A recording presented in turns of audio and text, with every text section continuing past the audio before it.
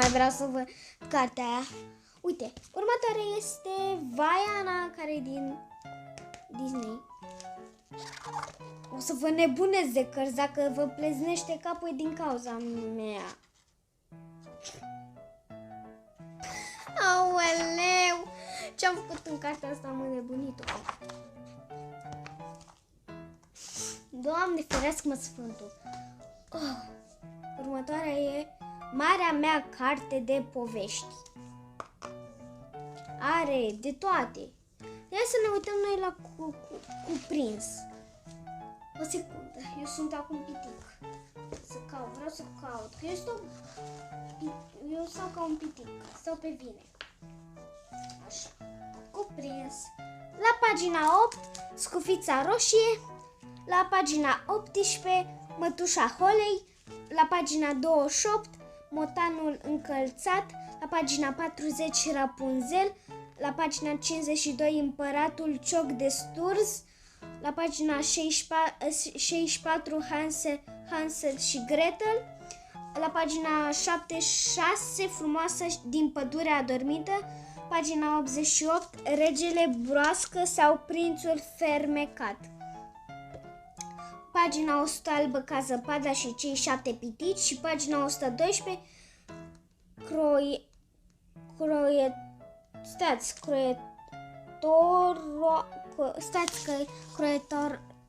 croietorașul cel viteaz. Asta o știu. Aoleu, am trecut de timpul meu limitat. O să fie din 2 părți.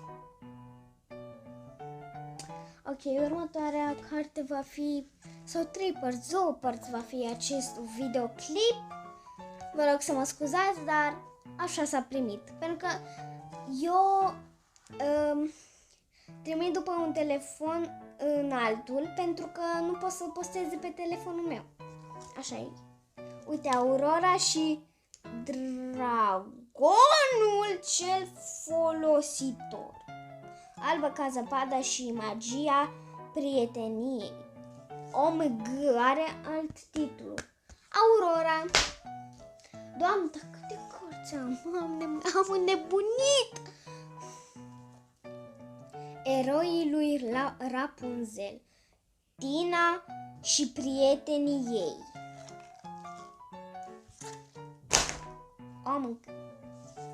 Doamne, da. Ok. Cinușereasa la petrecerea Crăciunului, Tina și magia sărbătorilor. Doamne, da, uitați. Am 1000 de astea. Mica sirenă în căutarea darurilor. Aurora și surprizele Crăciunului.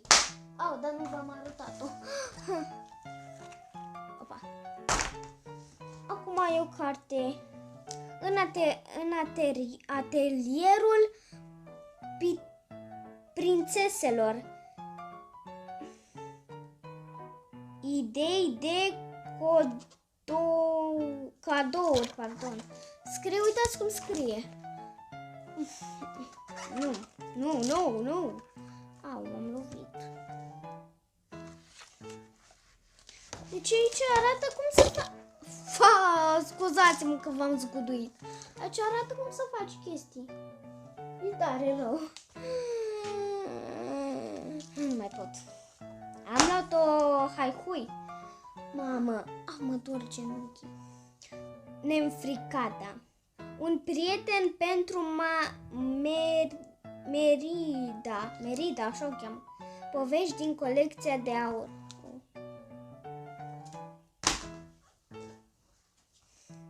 Regele Leu. O știți, cred? Mai avem puține, dar mai avem o groază. Că o să fac din 3, 4, 5 părți. Ok, Mini la Paris. Povești din colecția de aur. Cred că asta nu știți. Asta e că majoritatea cărților de-astea le-am primit de la școală, în clasa 01.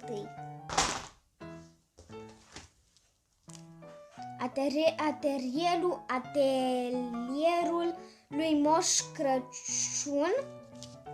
Am găsit și o poveste exact cu aceeași carte pe YouTube. Uitați o imagine două. Aoleu, mă dor genunchii. Vaiana, cum să fii modest? Modest? Da. Bun. Nu știu, dar am un lapsus, cum se numește? Uitați unde ăsta. Nu știu cum se numește asta. Crab, nu crab, măi. Aoleu, și ultima cărticică, nu e ultima, mai am o groază. Din colecția asta care am adunat-o este...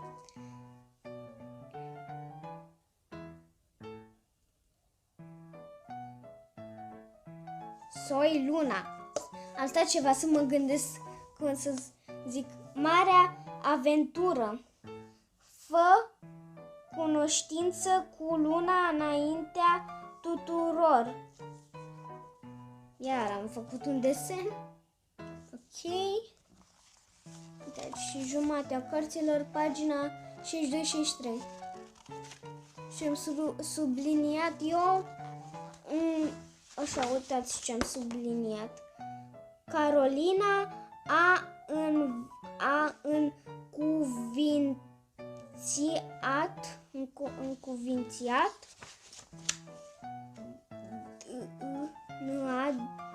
dâna din cap. Ce-i asta?